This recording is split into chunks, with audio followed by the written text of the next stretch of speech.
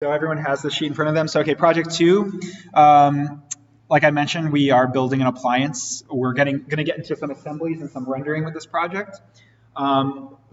So here is what the project consists of.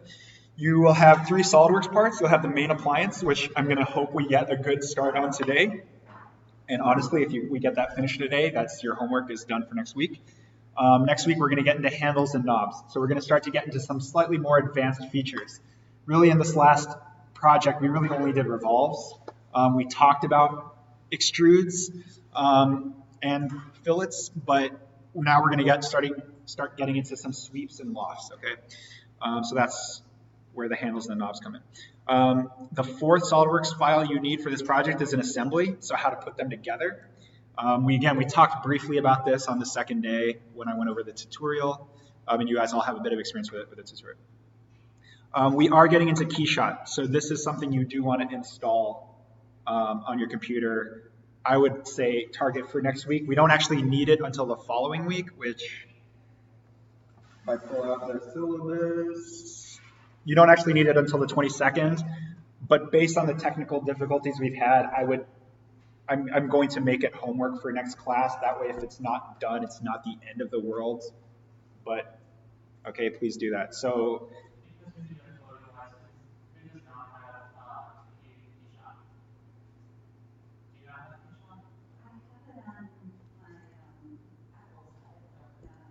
yes, and I haven't checked this.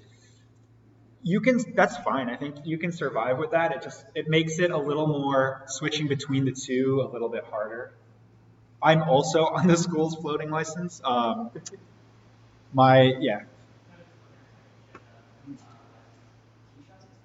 Keyshot's expensive. Yeah, no, I have a cracked version at home, and it's old. I've considered buying it. I mean, I don't know. So I'm on the school's license, but I don't know how many licenses does the school have. Does it have? Were you saying yours won't allow you to get access?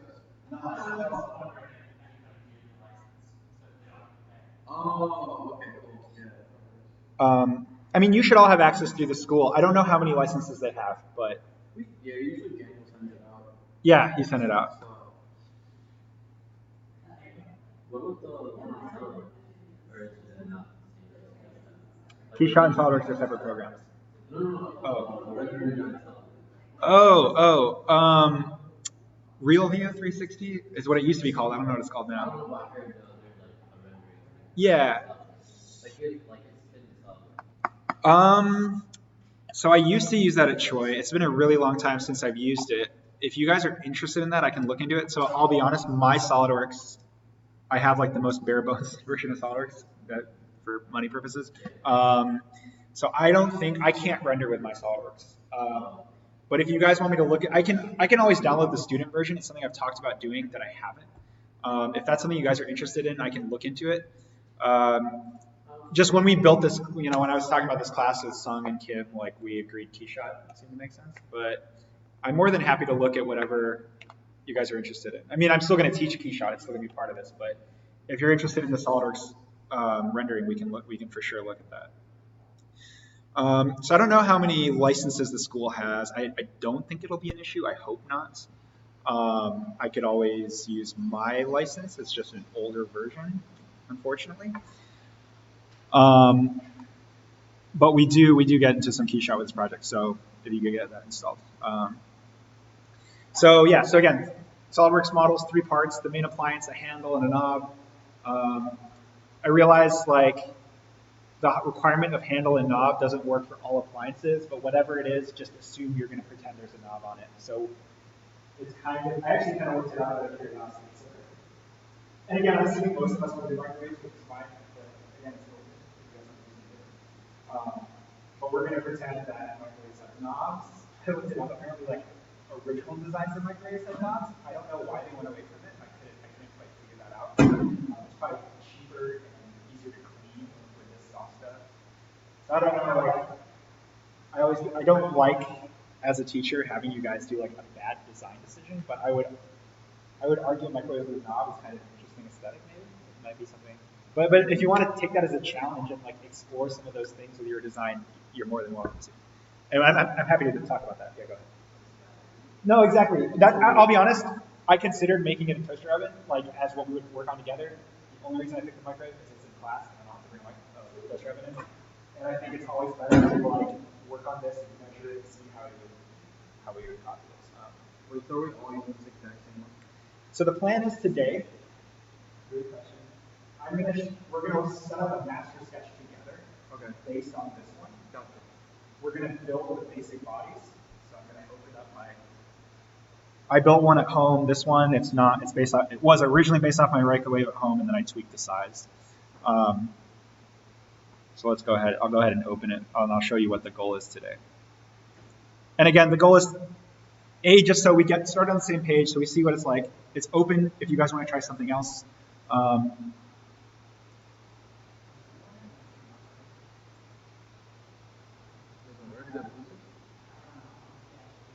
Were you able to get one for the print run? Really? Oh, you know what? Maybe with all the stuff going on. There's like a little blue one in the top right.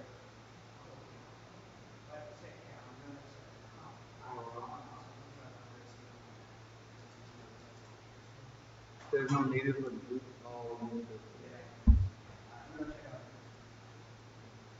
So, I mean, the goal today is to come up with a master sketch like this. And then just build some, it's the basics of it. And then we're going to build some solid bodies like this. And that's really the main goal. I don't know how far we're going to get. But honestly, if you come to class next time with something somewhat like this, that's the homework. Yeah. Super simple, in my opinion. Just a bunch of extrudes. But again, it's all about getting that master sketch started properly. This is a little more simple of a master sketch. Appliances are a little bit easier because a lot of them are just like boxes, right? I realize I'm like presenting this in all sorts of random, non-linear. So yeah, yeah, 3 SOLIDWORKS parts. We're building the basics of the appliance today. We're not finishing it. Then we're getting into some KeyShot. We're going to get into some drawings, like how to make full dimension drawings in SOLIDWORKS. We started to introduce it with these full scale right here. And that is due on March 1st. So we have 2 more classes. Next class, we're going to get into handles and knobs, like I mentioned. The class after, we're going to get into KeyShot and drawings, and then the project's going to be due. Hopefully plenty of time to review. Like I said, whatever appliance you end up picking, if we do stick with a microwave, or if you want to transform your microwave into a toaster oven, it's going to have knobs and handles. It's just part of the requirement. And this is a way to learn multi-bodies, assemblies, and KeyShot. So that's the overall goal. Any questions on Project 2 and what it entails? Yeah, sure.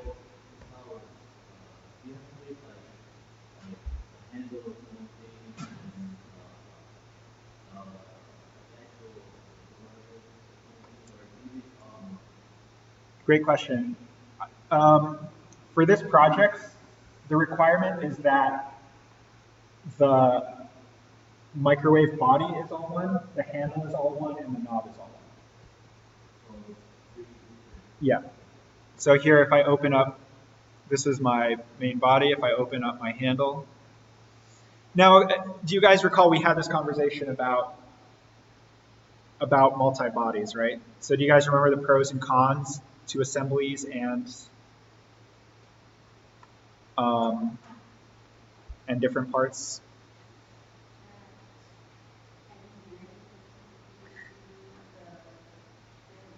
Sure.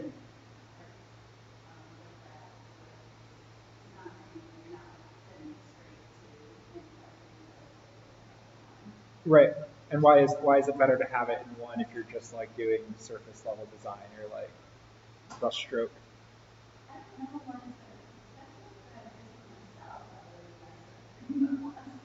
Yeah. Again, it's all file organization because you don't.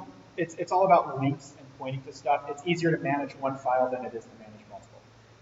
Now that said, this requirement for this project does have multiple files. Like I said, there's knobs and handles to answer your question in that they have to be separate files. The reasoning for that is sometimes you will have a design where maybe you want to have 2 different kinds of knobs that go in there. Or you want to build the knob once, right? In this instance, let me open up my assembly and have it and propagate, have it be in there twice.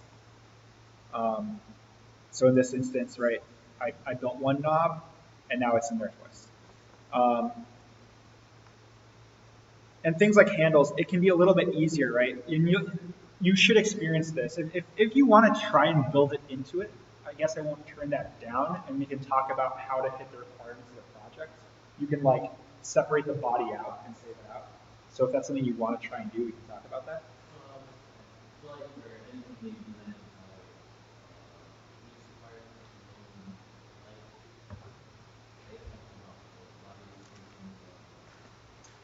That's yeah, I see your point. That's a good question, and I realize maybe there's a bit of confusion because it's like, okay, I just had you guys do a bottle, and I had you do the cap and the body in one. Now I'm having you do an appliance, and maybe it's a bit confusing because it's like, well, if I go to the microwave body, the door and the face and the body are in one, but I'm having you put the handle and the knob differently, and why is that? You very well could build the knob within the body and the handle within the body. Within the part. You could very well build the knob body and the handle body within the part of the microwave. I'm introducing this just so you guys get an experience for assemblies. The reason why it's specifically the knob and the handle is that's kind of a typical thing to do where there's maybe a little bit more design intent on there. That means there's a little bit more in-depthness to them. Again, it could represent, and again, if we're mimicking, simulating what might be done at a firm, it's simulating that maybe the handles, there may be multiple handle designs or multiple knob designs that maybe need to be evaluated. So for example, like working with Weber, when we do a grill, often the handles and the knobs will be separated because the grill is its own entity, and then there may be like 3 handle concepts. Same with wheels, like on a grill, the wheels would probably be its own body. So it's broken down into like the major design features. And again, there's no right or wrong way. Like it could, like I said, I just had you guys do a model where the cap and the body were in the main part were in the same part file. I don't know if that's.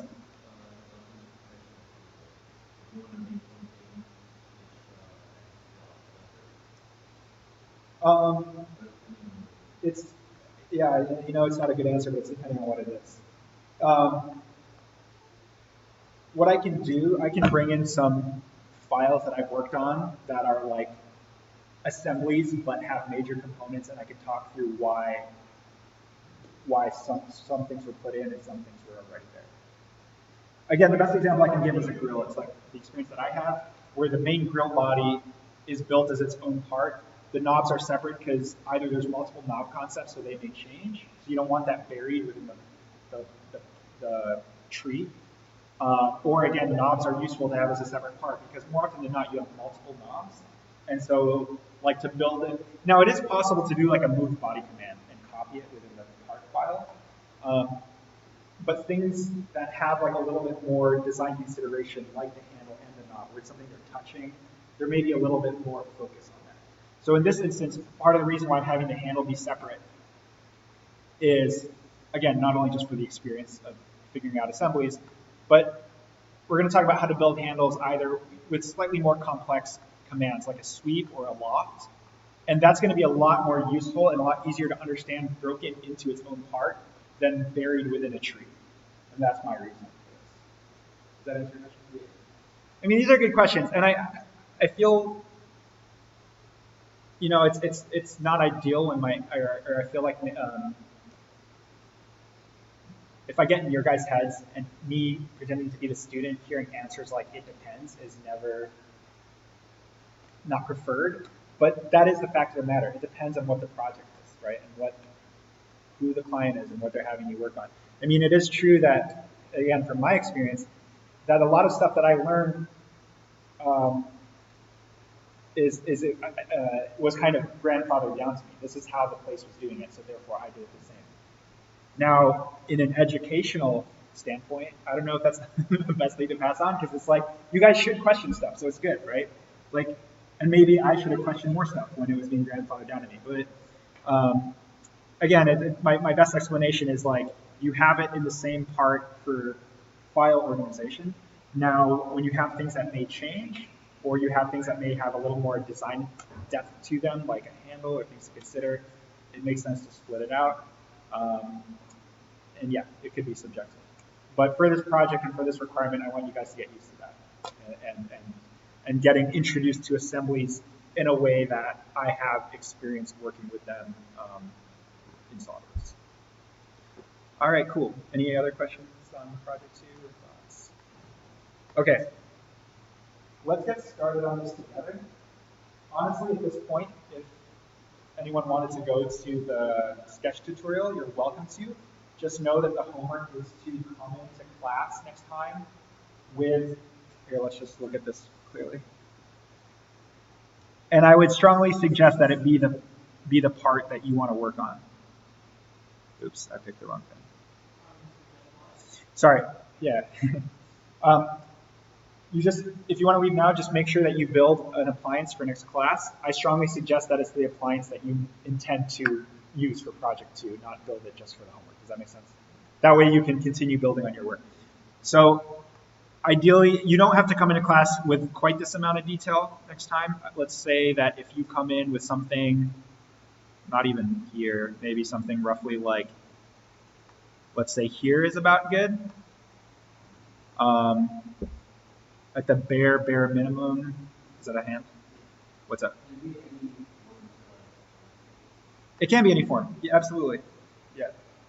And I mean, as far as appliances go, like anything, microwave, dishwasher, anything that could have a handle on it, I guess.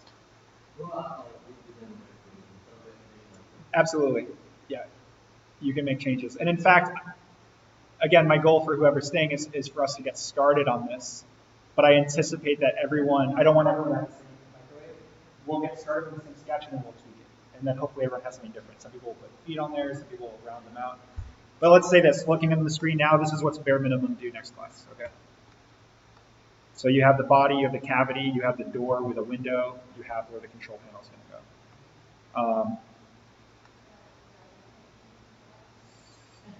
go. No, that's a good question. I mean, it's just a solid body extruded. He's got the Foster thing on there. That's in here. That is it really? Oh, that is part of the. I spoke way. It's the halftone. I made it way too big. Full disclosure. Cool. Is it design? Honestly, like when I saw it, I was like, yeah. I was like, wait, I got the proportion wrong. I was like, it kind of looks cartoony though. Like I kind of dig it. But... Wait. Yeah. Wait, I actually was genuinely curious. Like, what are those things? Is it like for heating? Oh, I actually have no idea what they do. They come with the things on like the car windows. Like, is it the Foster? That's a good guess. I don't know why you would Defrost the glass though. It's on every single microwave. Almost like the glass like warps if there's so much heating or something. I don't know. Yeah, I didn't speculate on that.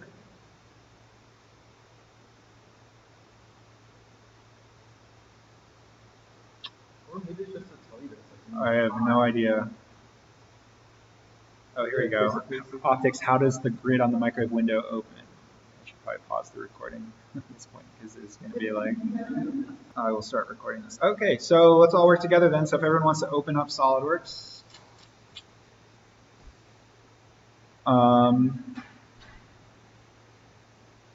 And I'm going to make a new part. Again, if you guys want to use part W, you can. If you want to just pick regular part. Again, the only difference is in the lighting in the file.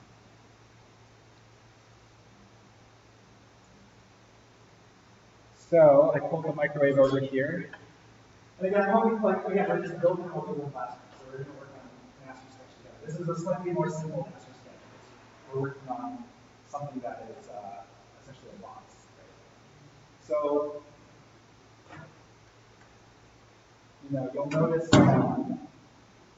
again, if we looked at that sample of this gave, right, I said the bare minimum. So you have this big box, which is the main cavity. You have the door with the control. That's like how most microwaves are. And so it's going to help with our master sketch. You guys kind of already saw it, but anyone want to guess, like, start naming some of the shapes that we want to have in our master sketch. Okay, so this is microwave. Rectangle.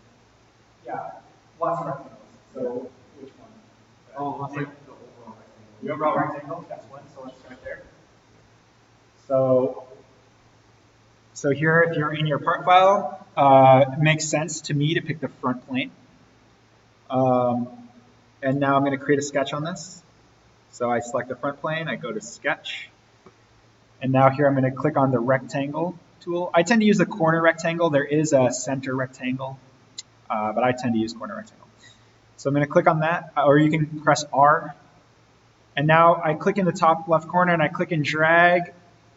And I mean, honestly, if it were me, I would kind of align it with the origin, but that might be a little misleading because even though I aligned it with the origin, you'll see it's not snapped to it. So what you want to do when you have a rectangle is select the origin, hold down Control and select that bottom line, and click on midpoint. We had a good discussion earlier about where to put origins based on industry.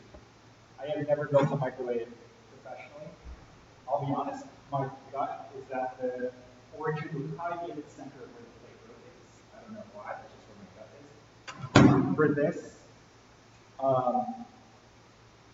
you know, I'm happy for us to pick midpoint. So we're building our origin to the center of the object at the very bottom. That's what we're doing. Okay, so Josh is right. We want to start with the overall rectangle. I'm just going to measure this and plug this in.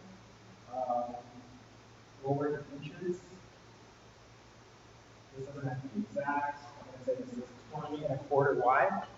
So I'm going to hit D, select this top line here, and I'm going to type in 20.25 and click on check. And it may not change because that's the way SolidWorks is when you first get in there. If there's no, what's the word? If there's no scale, no orientation, whatever you define the first length to be, that's what it becomes. It's not like something. Now we got the overall height. So I'm going to ignore the feet for now. I'm just going to get the overall height because we're going to rectangle. It's 11 inches tall. So we're going to go on the side here. So I'm clicking on that whole line. There's different ways to dimension. I would argue the best way in this instance is to click this whole line. The next best way is to select this line, then that line. The worst way is to select the two dots. Reasoning for that is if you select a line, the dimension will stay parallel to it. If you select the two dots, if you recall, I forget, I think it was Alexis's model where we saw that thing move.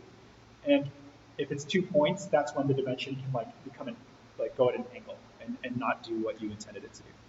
So here we're going to type in 11 here. All right. That's our starting point. What are some other shapes you guys think that you want? Front door, awesome. So from my observation, the front door is the exact height of the overall rectangle. The only difference is there's a bit of a gap there. Okay? So I'm going to measure this edge to the start of the gap. And I'm getting either on top here, and I'm just judging my eye, 17 inches. So here's where it might be a little confusing, okay? Anyone want to guess what the best way to put the door in? Yeah. Shoot cut. No, okay. Jumping ahead. We're still in the master sketch. Oh, What do you think is the best way to add the door into our sketch? I know Mari knows, but Jim. we'll just put a line. Yep, that's it. Put a line. Is that what you're going to say, Mari? Were you going to say put a rectangle? So here's why you don't put a rectangle, okay? If I were to do a rectangle, let's hypothetic, I'm going to Control Z this. What do you guys think I just did that's not ideal? I put info over other info. You want to avoid that. It makes things confusing. You're going to run into errors. So all that we care about is the line. So I'm going to hit L for line. And I'm going to click on this line up here. And by clicking on the line and leaving this vertical, I've just defined some relationships, right? So now this point, it's stuck on this line. This line I created, it's vertical because it had that yellow box, right? I went straight down. Do you see this when I click on the line? Can you guys see these little gray boxes up here? So all of yours should have that. And now when you drag this line, it should be able to go left, right? My computer's lagging for some reason. I think I need to, oh, it's because Keyshot and all this stuff is running. I'm going to close this because we don't need it. Yep, 17. So you guys should be able to drag this line left and right, and it should be okay. I'm also going to close Chrome.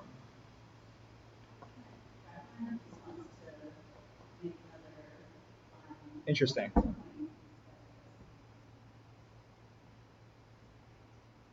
Good question. Okay. I'm gonna duplicate what Mari has just so it helps everybody. So when you draw a line tool, when you click, it immediately gives you another line. So you're still within the create line command kind of. So to get rid of that, you just hit escape.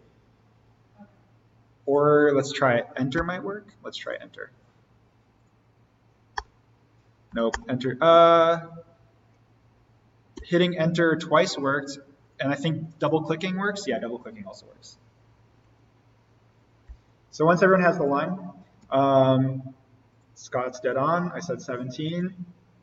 So here's where, again, to dimension this, it's 17 from the edge. So I don't want to do math and define from here. I'm going to click on this, and again, better than clicking points, I'm going to click this line, I'm going to click this line, and I'm going to come down here and I'm going to type in 17. Cool story? Next up. Yep. Yeah, good. I gave you guys that answer by the next panel meeting, but yes, you're right. Next panel. Yes, you want to figure out the gap. So, yeah, that's a good point. Let's look at what the gap is. That's what I was going to do. Let's go from the other edge. That said, though, knowing these gaps, again, in SolidWorks world, it would be really tempting if you were just trying to build up a microwave from your head. I think the default would be to not put a gap here. You would probably be like, there's a door, there's a panel, they're next to each other, they're touching. But again, we're starting to talk about observing these details. So there's two ways to go about this. Neither is wrong, neither is right. So if we look at the gap, it is an eighth of an inch to my eye, which makes sense. If we go from the other side, it is roughly 3¼ inches. So let's actually see how those two stack up. Obviously, you don't want to do both because that would over-define it. So again, I hit L for line. I clicked on the top, dragged it down. It's vertical. So if we go here and we go 3.25, honestly, the gap is probably more accurate for me to measure by eye. Yeah, the 3.25 is too much. It's 3 1/8 if you measure from the outside. So 3.125.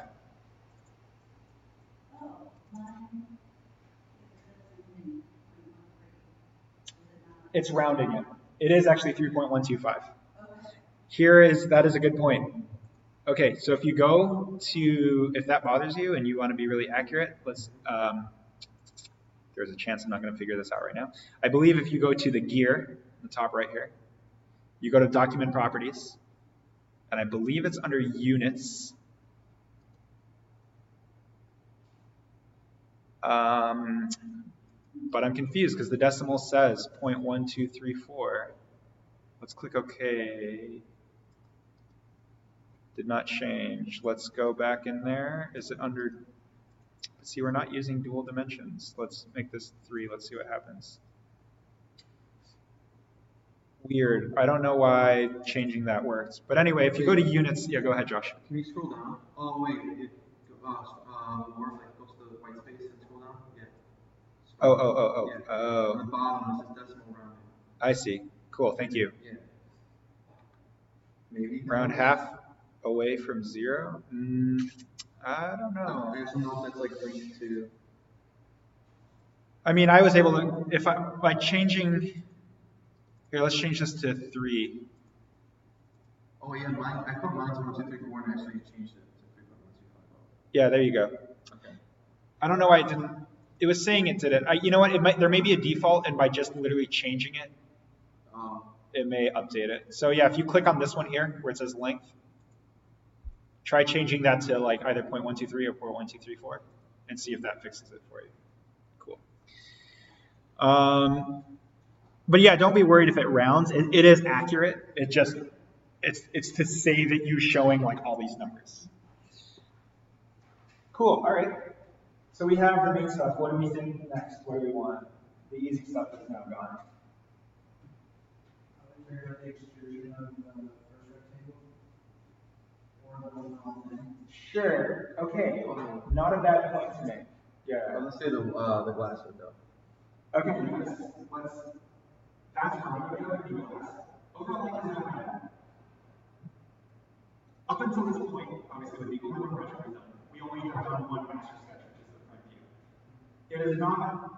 Sometimes, if you have a complex object, you would also have a master sketch for the top view and a master sketch for the side view sometimes. No matter what, you would want to have one main master sketch, which is driving everything. Again, in this instance, it's the front view. Anyone want to guess why it's the front view?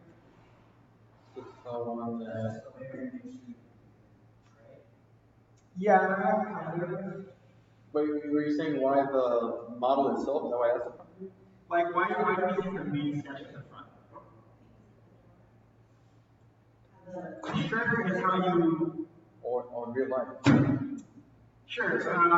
Yeah, you guys are wrong. It's how you build it from the front. It is where you access it. It's how you experience it.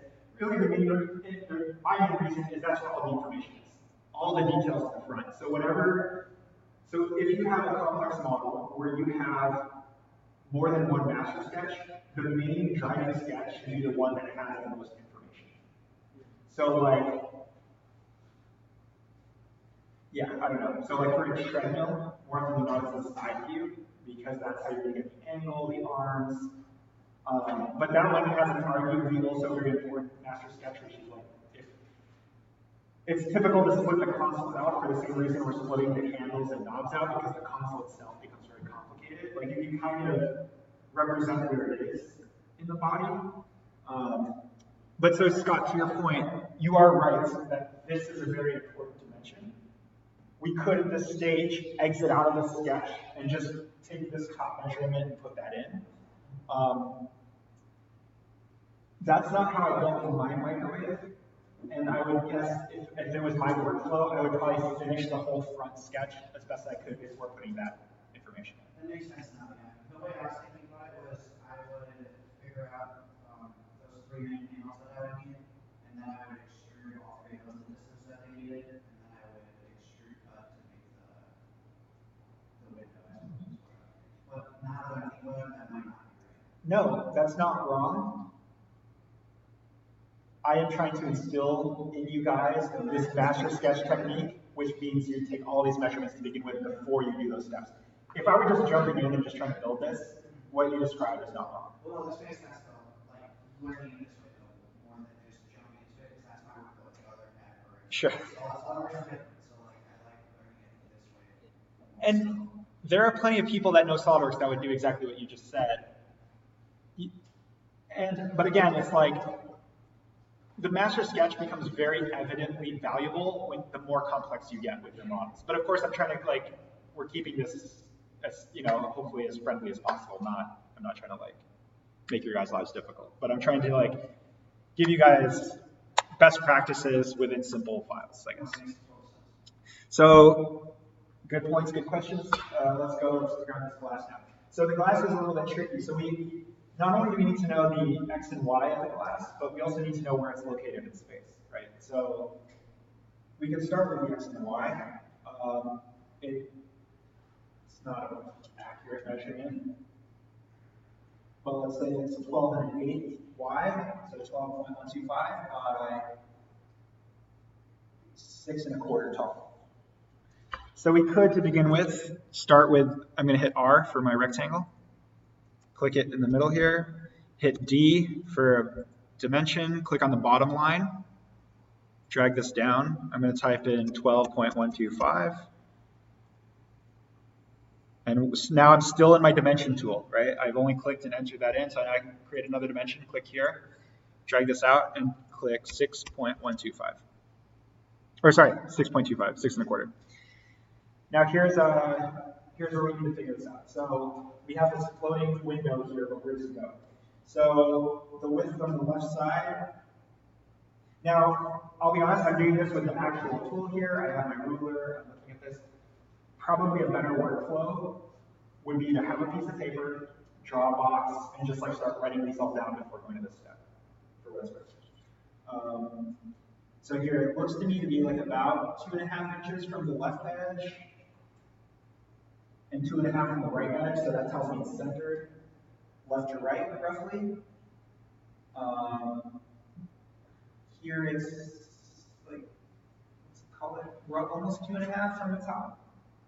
So based on my measurements, it's centered. The window is exactly centered on that door, which makes sense. You may want to change this later, but for now, if we go with that, we can center it in one of two ways. We could literally just type in these dimensions that I pulled. And why that's good, so here, this is a good way to like talk about anticipating a change you want to make, okay? So let's say aesthetically, no matter what, you want the door in the center, which is probably my gut. The way that I would do that, or should I pose this as a question? How would you guys do that?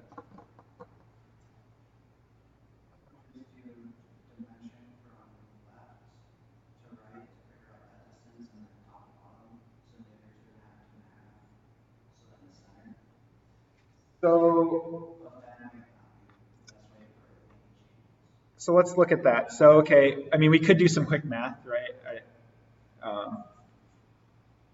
Here, I'm going to, for the sake of, yeah, go ahead, Mari.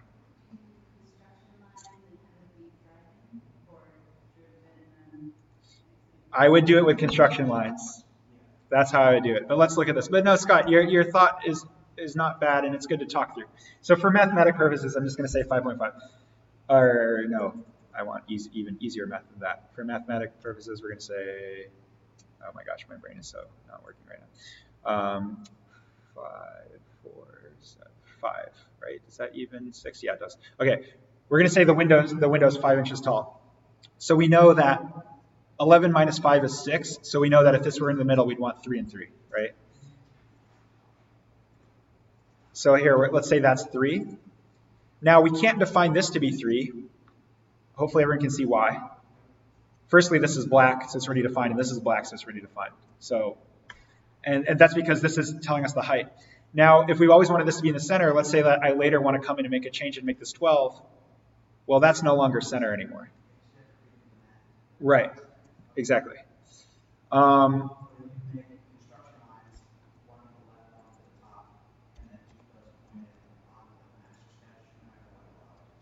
Correct.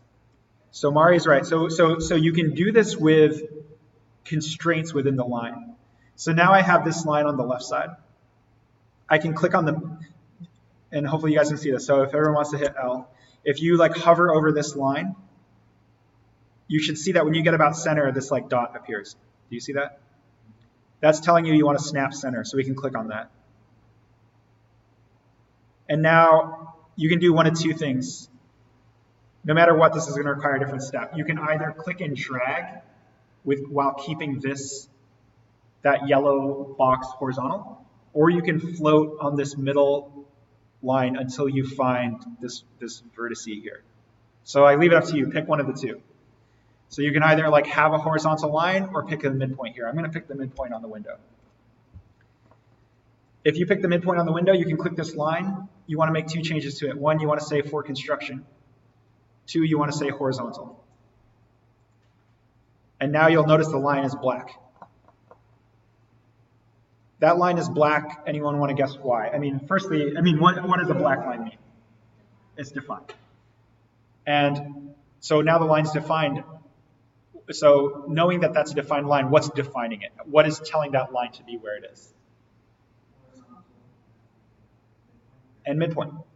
And the midpoint is defined. The minute I get rid of this midpoint here, if I delete this, that line turns blue.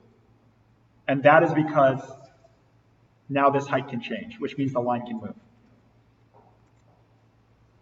That line is now defined. Because that midpoint can't move, this is defined. Now, however, we need to define this going left to right. Actually, this is a little bit trickier. So this is maybe where, yeah, now that I think about this. So here, the natural thing to do would be to go midpoint from top to midpoint center here, right? But however, that doesn't work because the midpoint top is the whole width of the file. So I'll help you out. Does anyone want to guess, or do you guys want me to tell you what the solution is here? To keep it as robust as possible. I was gonna say just to make a construction line. That's the length of the door. sure. You know, I'll buy that. That's cool. Here's my advice for you guys, though, if you want to do that. That's not wrong. I'll show you. Let's do this, but then I'll show you what I would do. This is a perfectly good solution. Just like Photoshop, any program, there is no one right way to do it. There's many different paths to the same end goal. So I could make a line here. Now, I would purposely put it visible just so that it's not hidden. You don't want it stuck up under here because then it might be confusing to someone working on your file, including to yourself. So that is one solution, and that is a great solution. That's one thing you could do. So what I would do, and again, I'm not saying this is better. There's no right or wrong way. I would make a line on the opposite end. Also make this for construction. I would select both of these lines. This is a new relationship I haven't told you guys about yet, or I guess I have, is equal. And now with these two lines being equal, you'll notice that whole box in the middle turns black. Does that make sense? It's saying like, whatever the length of the line on the left equals the length of the line on the right, therefore it forces that box to be centered. I can exaggerate this for you guys. Let me show you. I'm going to delete the equal length relationship. Or here, I'll just back out. So again, if you guys want to do this, I press L to create a new line. I click on the center here. I click on the center here. I make sure it's horizontal. For what it's worth, it doesn't need to be centered. I can click L. As long as the line is horizontal and it goes to the correct edge, it'll work. So I'm going to exaggerate this for you guys. Do you see these two lines right now? This blue line on the right and this dotted line on the left? Clearly, they're not equal length. If I select both of them, in order to be equal length, it's going to center that window in the middle. So I select both of them, I click equal, it centers them. You'll notice that right now I have two lines selected. This one's for construction, this one isn't. However, it says for construction is checked. You can always uncheck and recheck, and it will make everything for construction. Hopefully that makes sense. Cool, is everyone still with me? So we got the window there. Let's see, the next bare minimum that I wanted us to have today is the size of the screen here. So we're going to go for the actual screen itself. And I'm measuring the height of it to be, should I grab calipers from the statement? Let's just call it 3/4 of an inch. It doesn't have to be exact. And it's a little bit under, so if you want to do 0.7, that's cool. A little more accurate. And then this one is, I can't do that. 1 9/16. 1 plus 3/16. No. 1 plus 3/16 over half. So 1 8 plus 3, 11. 1 11/16. I don't know what that math equals, and that's why I don't like inches. So here, let's figure this out. So okay, so I dropped the screen in. I said it is 0.75 inches tall, or 0.7 if you want to be a little bit more accurate. It doesn't quite matter. Now here I was saying it's 11/16, so I'm going to figure that out first. I'm just going to type in 11 over 16. I get 0.6875, and then I'm going to add 1 to the front of that. So it's 1.6875. Again, this is somewhat arbitrary. If you literally want to put in 1.7 or 1.75, you're more than welcome to do that. We are kind of, again, there's another exercise in reverse engineering to some degree. So yeah, we have this screen. Now we want to figure out how to make this human centered. Let's see, on the left side, it looks like roughly 3/4, and on this side, let's just call it center. It's basically centered. So again, same thing over here. I'm going to take a line, click on the center.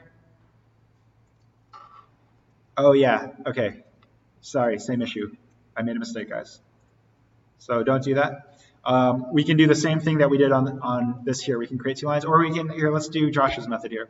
So I'm going to create a new line. I'm going to go from this edge to this edge. And again, my advice is to keep it visible. We want that line to be for construction. We don't want that to affect anything. And now we're going to go from the center of that line to the center of this line. I'm going to click escape to get out of the line drawing tool. I'm going to select this. I'm going to tell it to be vertical, and I'm going to tell it to be for construction. And now the final thing for this,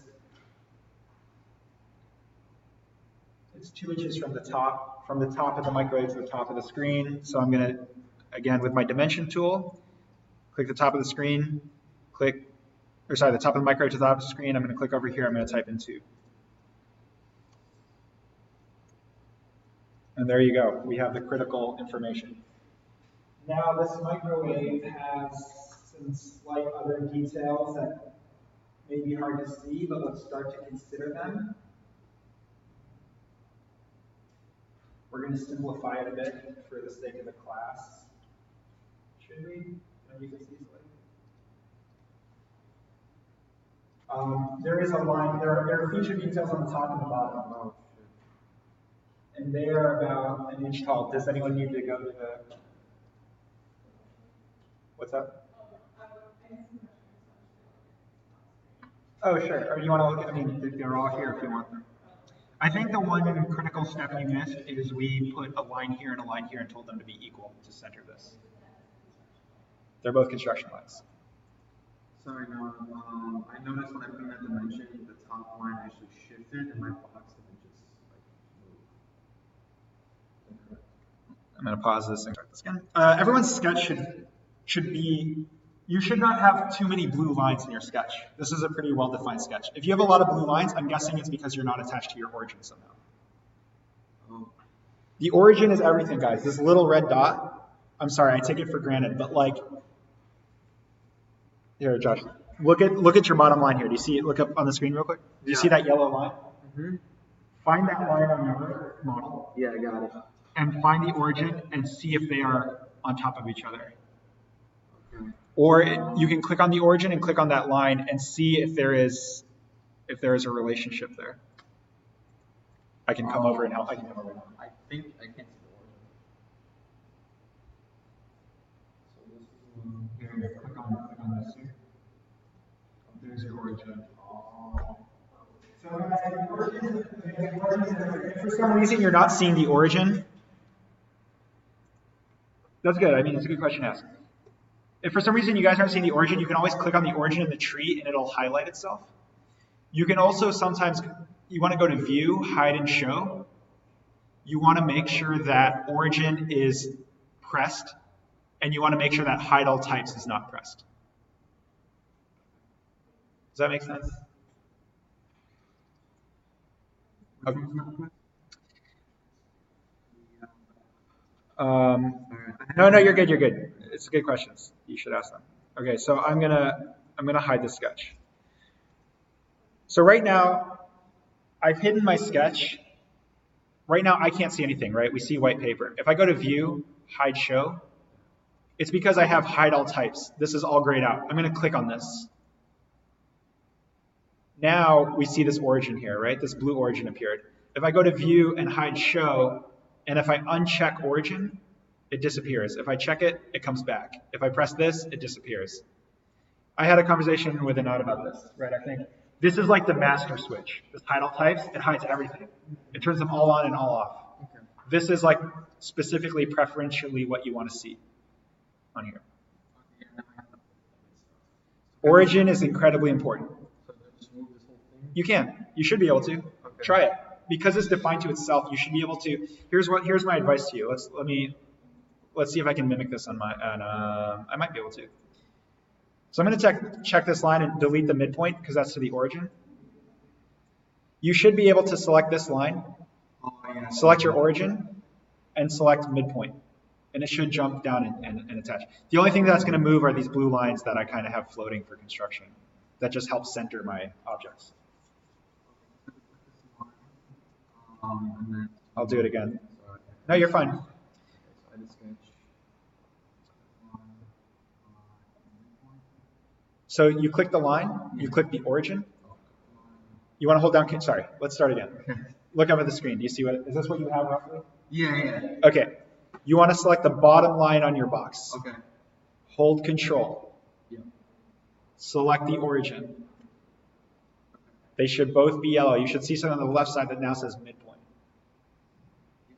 Click that. It should jump, and everything should be black now. Yep, everything's black. Thanks, Ron. You're good. Sweet. All right. Okay, there's two more features on here that I'm gonna kind of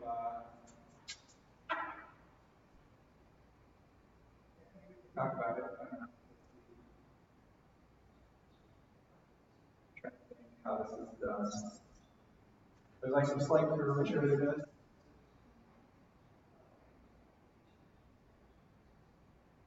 You know what? Let's go for this.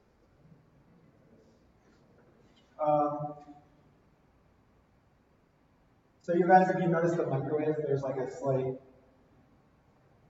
line here and here. Or maybe I can hold it up, I don't know. Here, we'll hold up a bit. So yeah, there's two more lines, feature lines on top and bottom. They're straight lines, we'll just drop those in. I haven't fully thought out how much detail to build this out to, but so I'm putting a line here. We're gonna go from all the way left to all the way right. So again, my advice is to click on this far left line, drag the blue line across, and click on the right. And again, it should be horizontal. You should see that yellow box with the line in that. And we want to do the same on the bottom, all the way left to all the way right.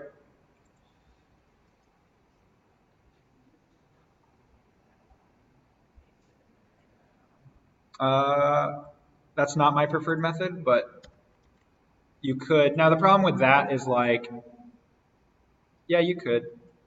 I don't know, that just feels a little bit more cumbersome to me. Like it's easier for me to hit L and just do 2 clicks.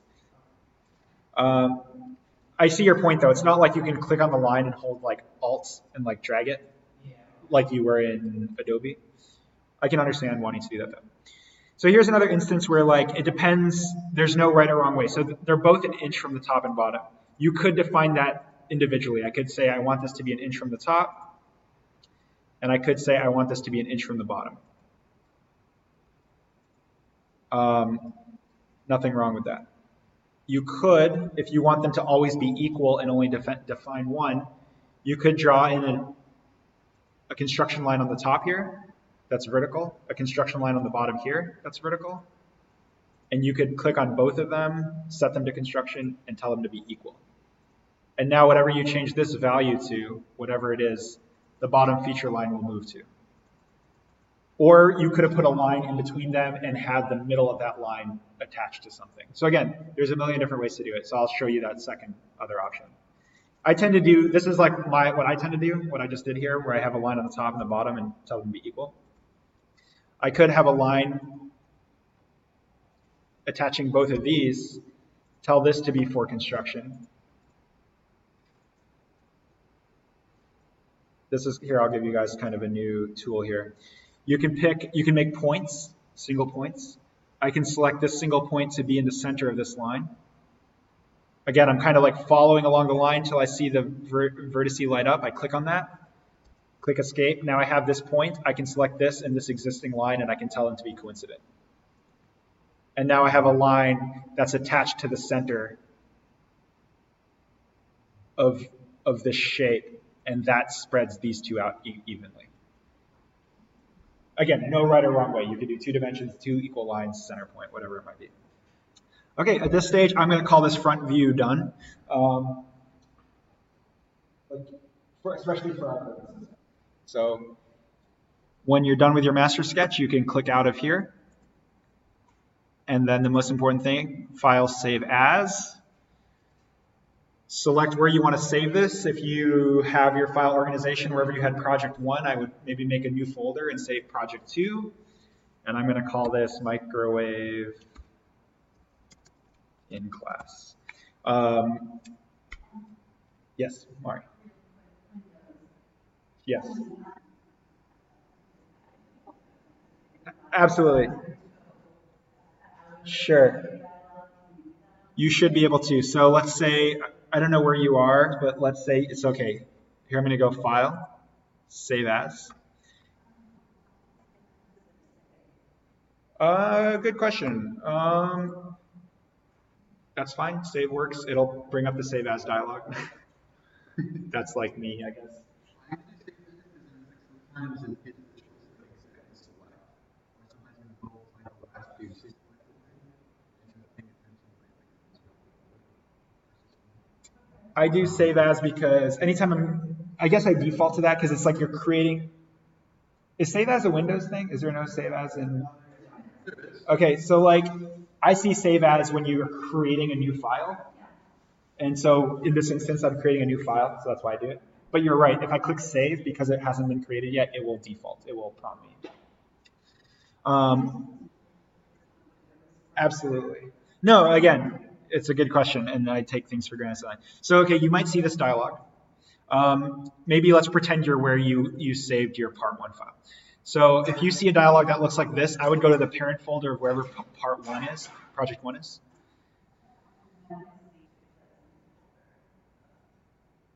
Oh yeah, oh, I'll be honest, I never noticed that. I was going to say you can right click and say new folder. That's what I do. I'll be honest, I never noticed that. So I learned something now. Yeah, there is new folder right there. Nice. I have project 2 here, but I tend to right click and just say new folder. That's what I say. But under project 2, I'll go here. Maybe a good opportunity to talk about naming strategy too. So I was about to name it microwave in class. I could say, this is just me personally, right? And I feel like naming is a very personal thing for you. But like I hate names that are too long, so sometimes I might be like M-Wave because it's like I know that's microwave, and I might call it whatever today's date is. Yeah, so like 02, 08, 19, and let's see. I don't know. I feel like I tend to end with the date. So I might say like M-Wave R1. I don't know why I put in an underscore here. Everyone's different. Yeah. So or like I might go like R01A and then today's date. I don't know. We had a brief conversation naming. So there we got that saved. Again, I tend to rename my master sketch as master. You don't have to, but I double click on that and just type in master. Now we could, to Scott's point, and let's do it because I guess it's best practice. Let's make a drawing now for how big we want this microwave to be. So from the top plane, I'm going to hit Alt S. Again, that's just my workflow. You could always select the top plane and click this sketch command here. And then Alt N to view it directly. And you'll notice the master sketch turns into literally a bunch of lines and dots. Because we're looking down, top down on this. So here's maybe like the first thing I would want to do is I might take this bottom line that's exactly on the plane, and I'm gonna copy it over. I'm gonna click convert entities. So I'll do that again so you guys can see that. So I'm in my new sketch here. I'm gonna click this line. That's at the bottom of my microwave, and I'm gonna click this. It looks like a box. Convert entities. And then I'm going to hit Alt-N, again, to orient this facing me. Now again, this is the way I work. I'm going to hit Alt-V to hide that master sketch because I don't want to see all those dots and I don't want to accidentally select something. So I'm kind of hiding that master sketch. So now I have a line that tells me the full width and it's pulled from the original master. I'm going too fast.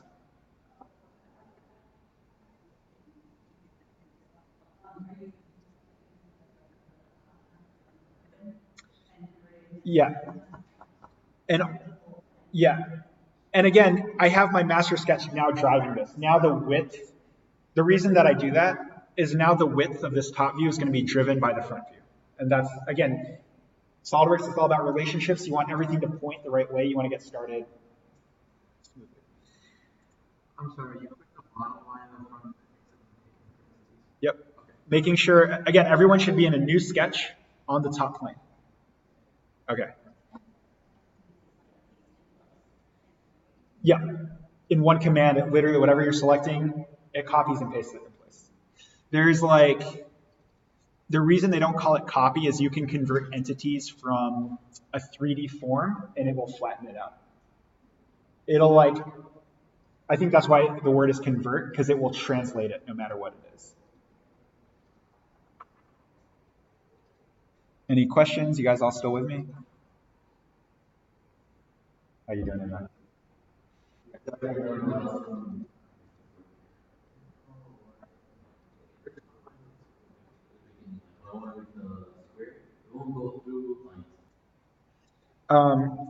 So again, hopefully everyone has this line. I'm now going to click R to create a rectangle.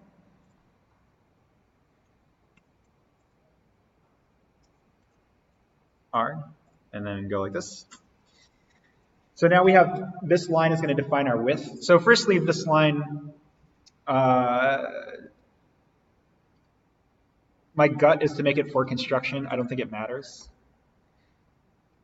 But anyway, and then so with this rectangle, we want the corners, the anchors on this line, the vertices, to be coincident with the edges of this rectangle. So I'm going to say coincident, and I'm going to say coincident.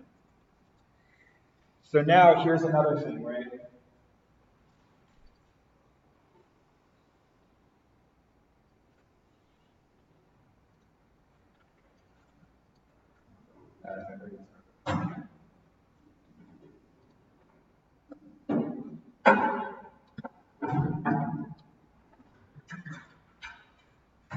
Where do you guys think from this top view, where do you think we should orient this top sketch based on what you know from the model? Where on the drawing? On the Good answer. Why is that? kind of like the on the bottom. Yeah. Like it's just So it's like there's two features, right? It makes sense that the origin right here. Does everyone understand that? See that? yeah. And that's because you have a body and you have the door. And you kind of want to be able to work on that independently. So also what we're noticing, there's a slight curve through here. Hopefully everyone can see that. So we're going to get some measurements here. I'm going to pull the measurement on the edge here. And it looks to be 7/8. 7/8. So I'm going to get a dimension. I'm going to go from here. Here's another thing that's easy to confuse, right? We're on a top view. Right now, and I think this is just a gut feeling that I have from working in CAD, I'm like 99% sure this is the front of the microwave. This is the front view. If you're uncertain, you can always check by going up here, clicking on front view, and watching the way it rotates. So I'm going to assume that this bottom is going to rotate forward. Hopefully everyone can see that. It rotates up. If that's confusing, I don't have a lot to say. But it's also, again, there's no right or wrong way. It's totally possible to build the microwave so the front is facing up currently. I think if you have a general idea of how orthographics work, so the other reason that I know this is the front view is we're looking at the top view, so I know when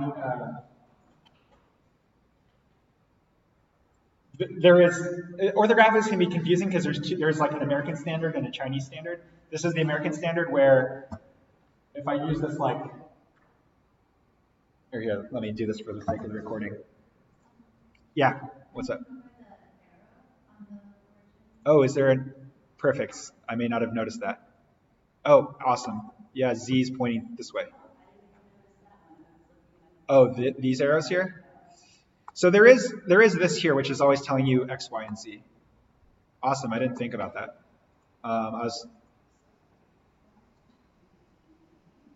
So Z represents the depth axis. And I believe it looks to me like the arrow is pointing to what the front is, yeah.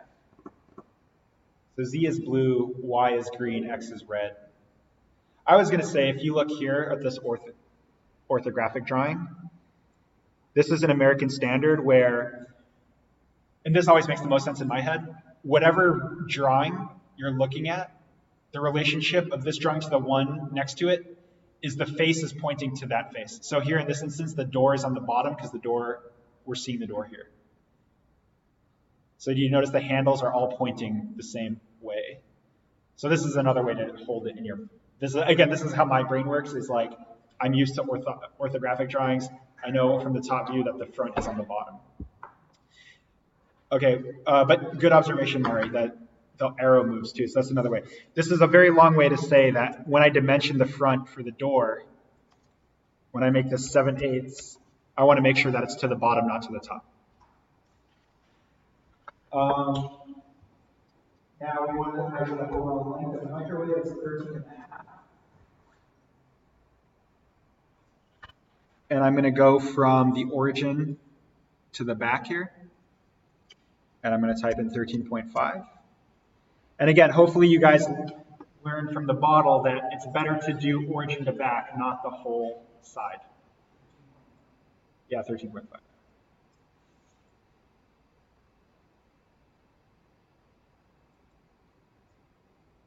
Now we're going to take this line here. I'm going to make this line for construction because hopefully everyone can see there's a slight crown to this front.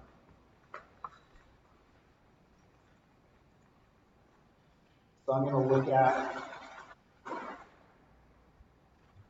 this overall height. It's roughly 1.25 inches. And the way I'm going to do this is I'm going to take an arc. So, okay. Is everyone still with me? Does everyone have something that looks like this? I'm going to hit A for arc. I'm going to click on this corner and this corner.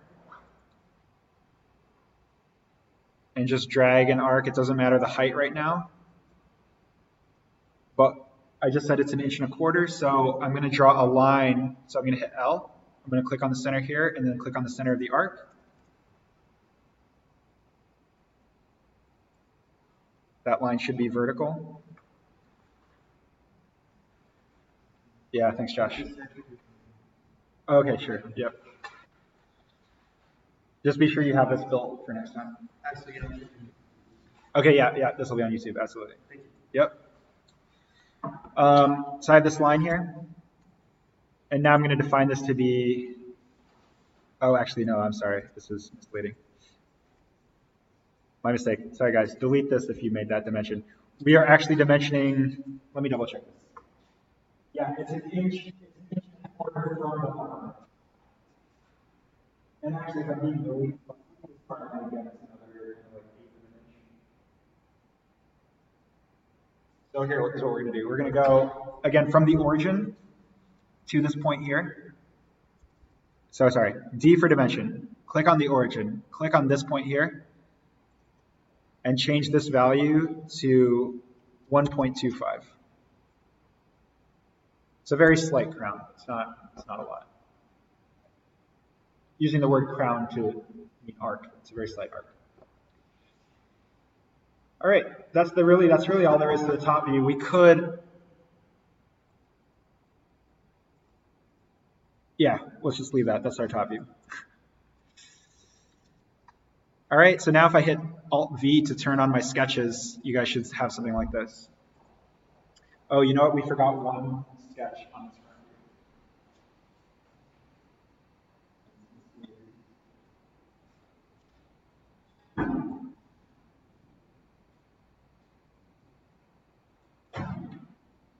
We forgot this cavity.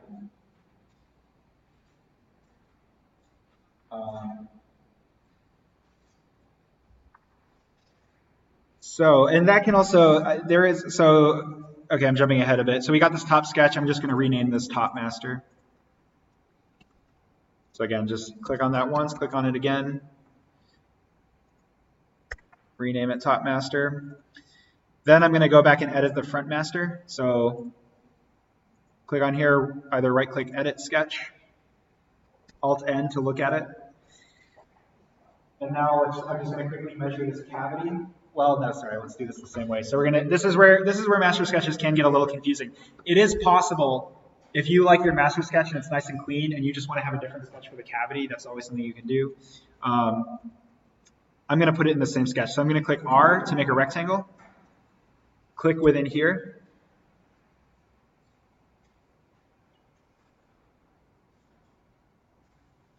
And here, the cavity is overall, the measurement of it is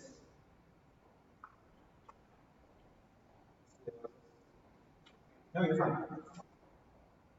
The overall measurement is roughly 14 inches by 8.25. So again, I made a new rectangle. We're going to say that this is 14, and the height is 8.25.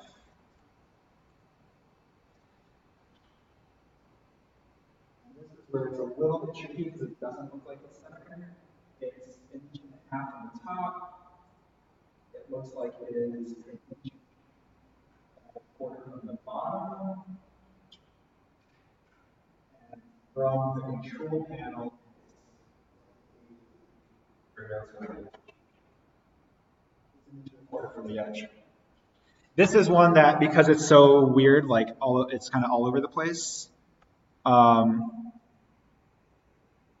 Okay, I made a mistake, guys. Oh no, it's not good. I was worried it was coincident with this line. It's not. I'm going to define this individually as an inch and a quarter from this left side, so 1.25, and an inch and a quarter from the bottom.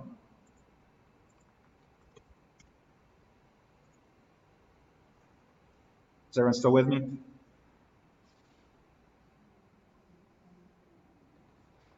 So again, we created a new, and again, this is the master sketch. You can see it's getting a little bit confusing now. This can happen.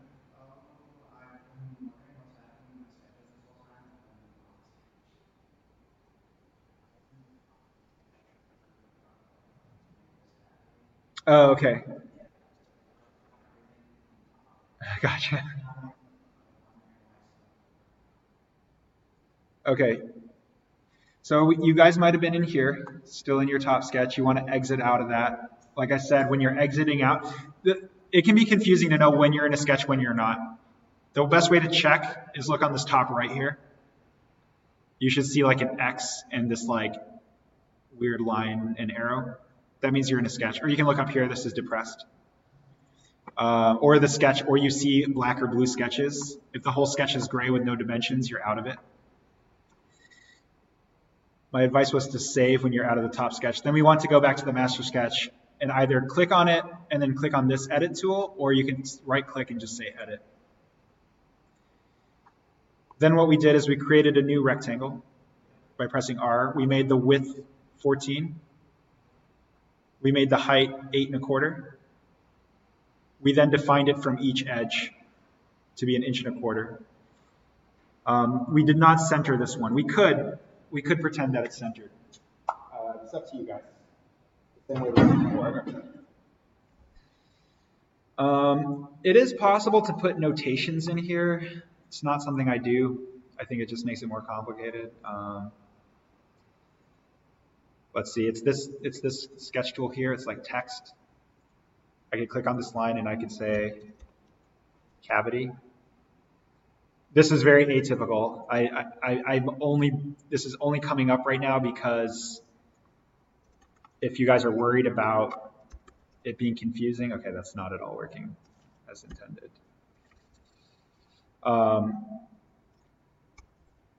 Sorry, it's font size here that you want to change if you want to make this bigger. It's like, let's say you want it to be really legible. I don't know. I don't recommend this. For what it's worth, I'm just saying you can put text in here. Don't do it.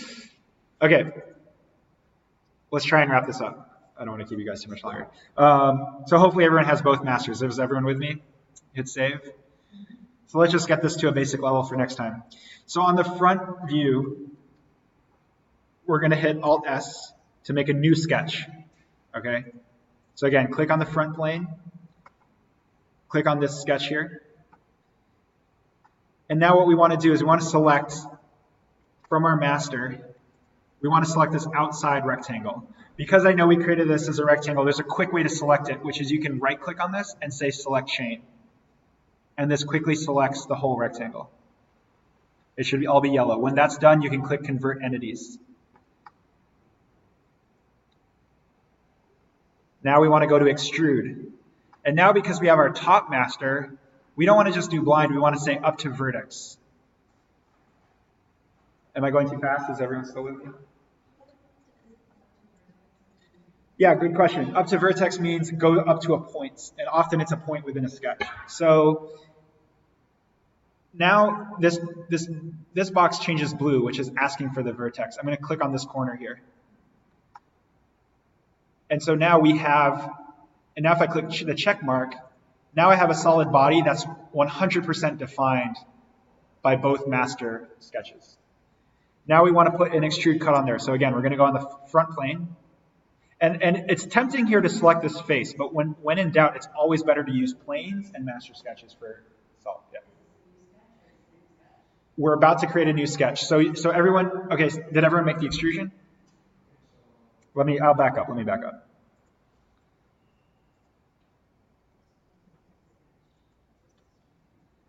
So I'll back up even further. Let me completely back out of here. I'm just going to delete this. So everyone should have their front and top master. I'm going to select the front plane and create a brand new sketch. To Mari's point, this is the third sketch that I'm making. I'm sorry that it says sketch 6. I think I've made sketches and deleted them, so ignore that. This is the third sketch in the file.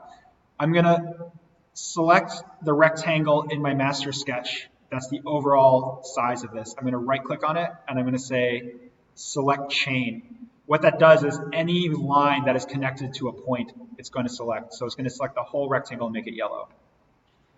I'm now going to click on convert entities to copy.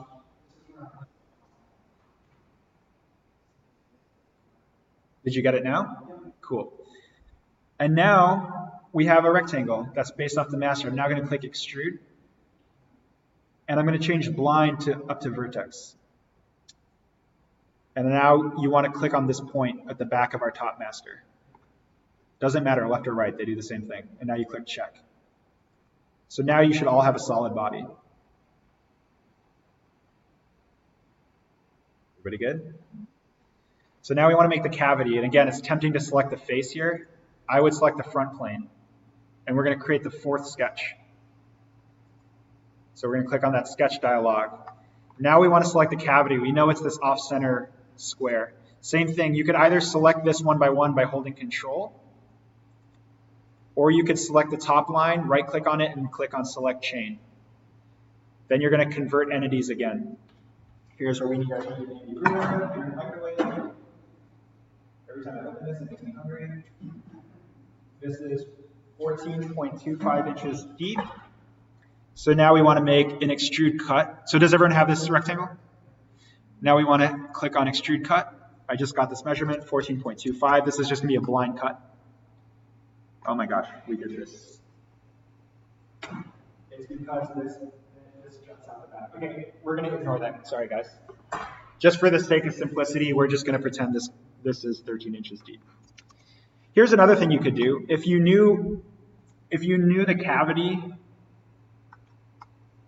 here's another thing we could do. Instead of actually, let's do this. Sorry, guys. Instead of making that blind, let's change this to offset from surface. And click on this back face and change the offset to 1 inch. That's going to give us a wall thickness of 1 inch. The microwave actually has like a protrusion in the back. So here, let me slow this down again. So I just converted entities on this rectangle. I'm still in my sketch. I'm going to now click on oops, I clicked on the wrong thing. I'm now going to click extrude cut.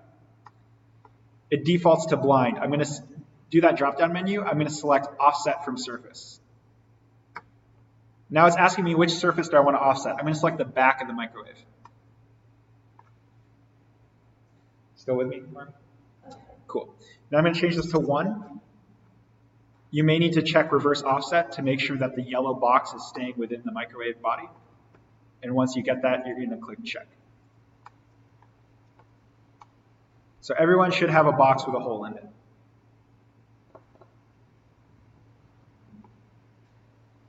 All good?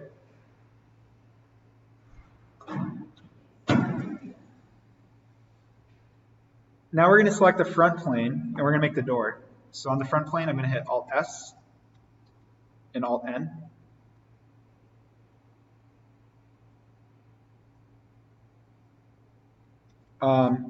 I tend to hide my sketches occasionally by hitting Alt-V. You're going to turn that back on so I can see my sketches. And now here in this instance, we want to select, and okay, this is where it can get confusing, right? Because we have the solid body. Sometimes you need to like right click on the body and click hide to make sure you're not accidentally selecting edges and stuff. So that's my advice to you guys, is right click on this body and hit hide here.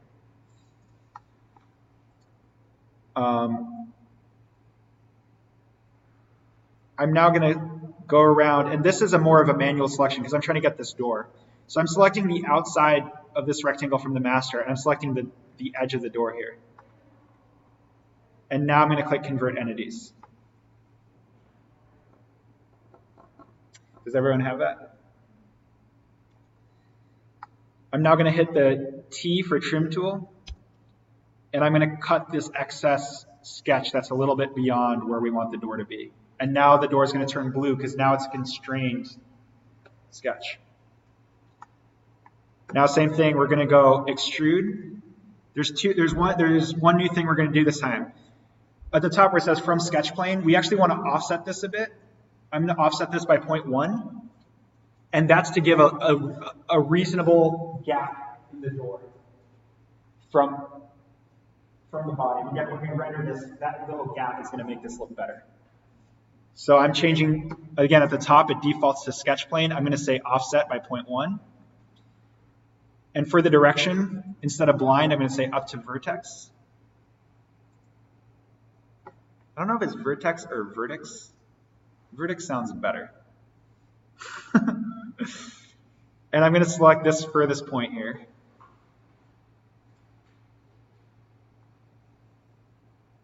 You guys all still with me? I realize I'm starting to move a little faster.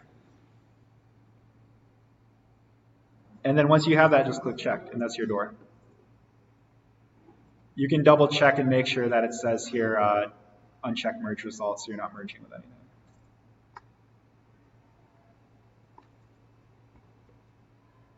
Cool. Now we're going to do the same thing for the control panel. Select the front plane, Alt-S to create a new sketch, or click on this here, Alt-N to see it directly. I'm now, again, in my master sketch, manually selecting these lines. Again, select chain does not work here because we don't want everything. We only want these three edges and then where the control panel ends. And now we're going to click Convert Entities. And now we get these black lines here.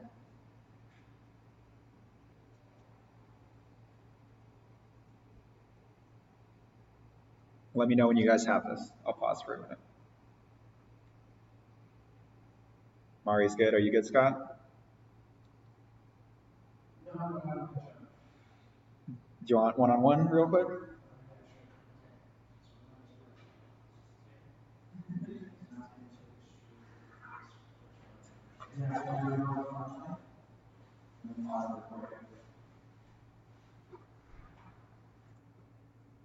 So yeah, same thing. So I created a new sketch. I now copy the control panel. Now same thing. I'm going to trim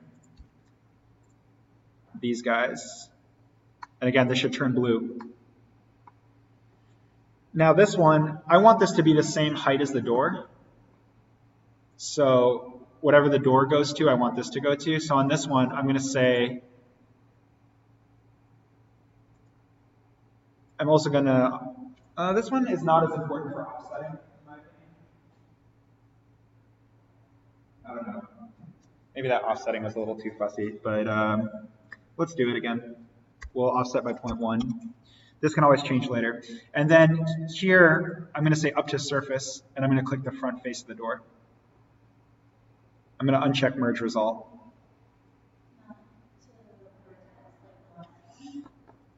Good question. Yeah, not to vertex like the last one. My reasoning is because no matter what, I want my front control plane to be matched with the door. So I'm going to, again, it's all about relationships, right? So now we're creating a new feature, and we're giving it a relationship to the door. We're saying this should be as far as the door is. You could argue that now if the door gets deleted, now we're going to get an error. So that would be an argument to go to that vertex, which you could conceivably make. I'm making this choice because I want to be able to drive the front face of the overall microwave by the door, or yeah, to always have them even. So that's why I'm having them matched in this way. I guess let me play devil's advocate with myself though. If I go to the same vertex, then they should be matched. So, and then you may not have an error. So again, there's no right or wrong way. Honestly, if you want to go to vertex, that actually, in some respects, may be more accurate. I'm gonna stick with my gut. All right, so now we have the bare basics. Honestly, let's do a couple more commands and call it a day. So on this top plane, to get this crown, the easiest way to do this.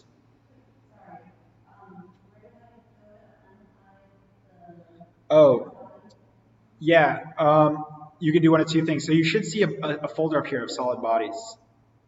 If you drop that down, if this is hidden, it's going to look like white. If you click on this and just click on the eyeball and click show, it'll appear. You can always right click on the feature itself and hide and show. Okay.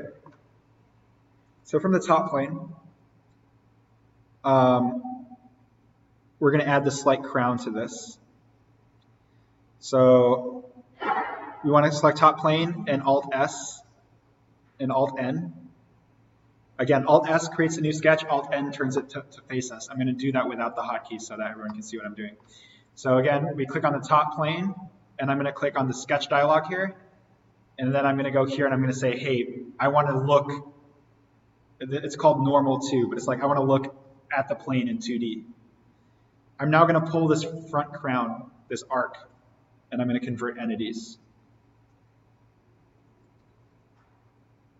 And now with just this line here, I'm going to do an extrude cut.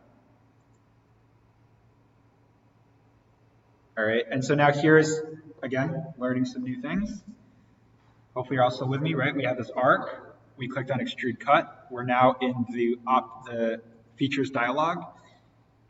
And in this direction 1 here, we're going to click on through all both. And that says, you know what? I want this cut to go through everything. And I want it to go both directions. Now you'll notice, it's like, wait, this is weird. We're making an extrude cut with just a single line. You'll notice there's a little arrow in here. And this is pointing to the, currently it's pointing away from us. If I rotate it this way, it's currently pointing to the right.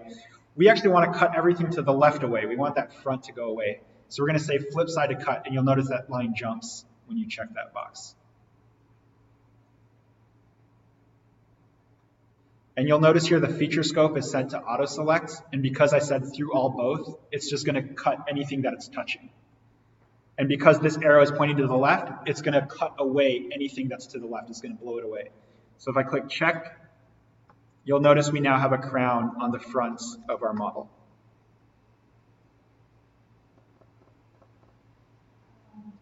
Did that work?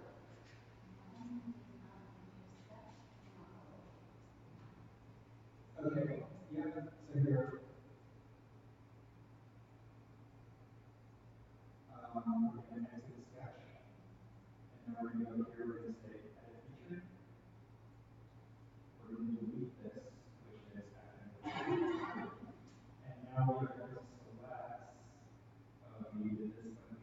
did it. You want to go to the vertex on the center here. So we're going to just edit this real quick. We're going to go to the top master. Oh, nice. We're able to define this without us below. I'm just going to drop a point here so we have somewhere to go to.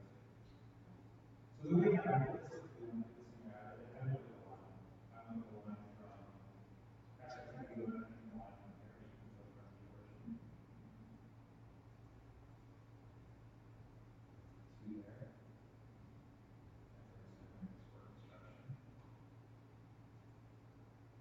there. And now we edit this.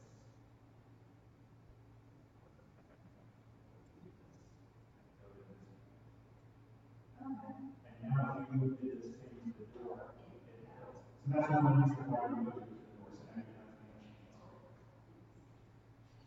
And now that extrude cut should work.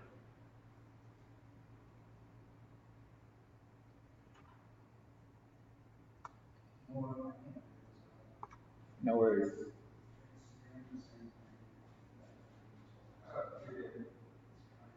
Yeah.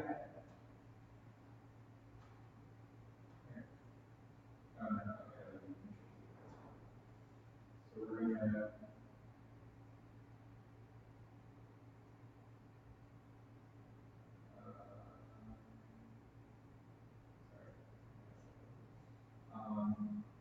You see this error?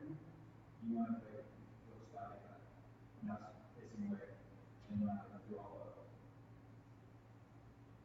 it. It was a good return that also which is, it's fine. I realize I maybe go a bit quick, and so like I'll mention that, and maybe it gets missed. Okay.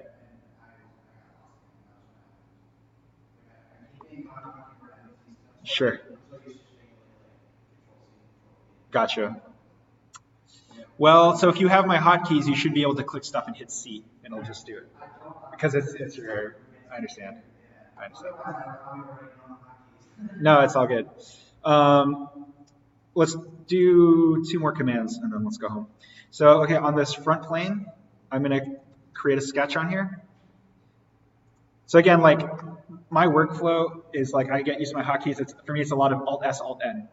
Alt-S creates a new sketch, Alt-N turns it towards me. It's a little quicker. But so again, I'm going to click the front view, click create a new sketch, Alt-V to turn my sketches back on.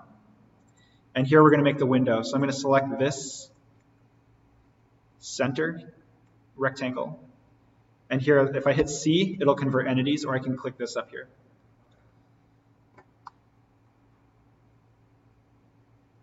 And actually, I was going to do this as 2 commands, but let's do it as 1, and I'll teach you guys another new thing.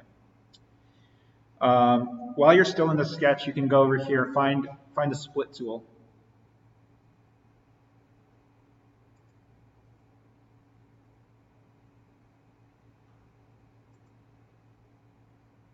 Everyone with me? If you're still in the sketch, the trim tools, it should default to say the sketch number you're at. And now in the resulting bodies, I'm going to just like click in the center there. And you'll see that a new box appears. So I'm telling it to cut the door basically. I'm saying, hey, trim tool, I want to separate the door window from the door itself.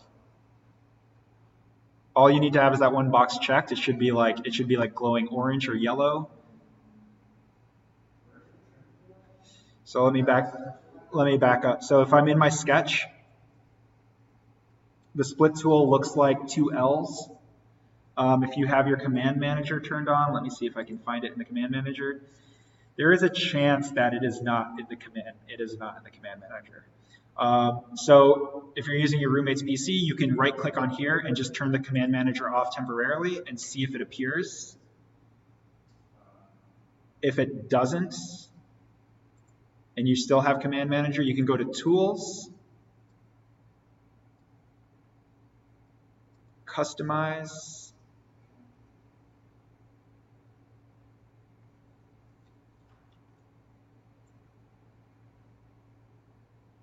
you still good? So if you go to tools and then all the way down to customize, followed by 3 dots. If you can't find it, I can do this with extrude cuts and stuff. I just figured it'd be a 1 command instead of multiple. Were you able to get this dialog to pop up, customize? Yeah. You should see commands up here. If you go to features, so it's like a couple from the top, it's alphabetical order. So it goes assembly, blocks, curves, so on and so forth. Features, you'll see split tool right here. It's bottom center, 2nd row from the bottom in the center. If you click and drag that, so hold down, I'm still holding my click, and drag that into my command menu here, you can like drop it on the end or something, drop it anywhere in there. And you can just click OK.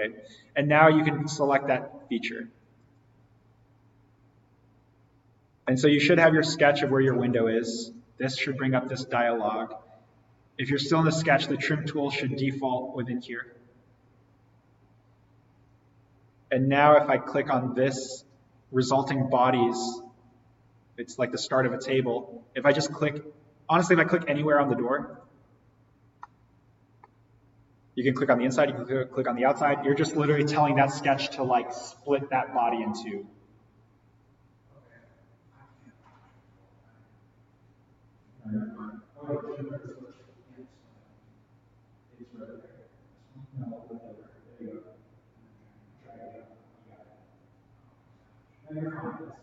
It's 6:14 and we've been flying through this model yet. So what does this sketch look like? Okay, so you want to click on this box first, and then you don't have this in there, and that's what it. So yeah, I don't know how you click in there. So a couple, yeah. Let me redo this again. I'll click on this sketch. I'll go to my split tool. And the key is you want to like, right now, so wherever the blue highlight is in this like properties dialog is where you're currently operating. So right now it's because the highlight is where the trim tool is, it's telling me to select the trim tool. If I want to click resulting bodies, the bodies that I want to chop, I'll click over down here. You'll see the blue now moved, jump down here. Now the unfortunate thing is it doesn't highlight anything, but I just click anywhere on the door because that's what I'm trying to cut, and then it will appear. And then when that happens, you just click check. And now we have, if I hit Alt-V to turn off my sketches, we have our window. If you want it to look like a window, you can go to this body either in your body folder here, or I think we can right click on the face itself. Go down here and click on change transparency. Nope, don't do that, sorry. That only made the face transparent. You want to go to your solid bodies folder up here in your tree. You want to find the body that should be the window. Right click on that body and say change transparency. And now you have a window into your cavity. Yeah, we're done. That's fine. I'm done too. My brain's done.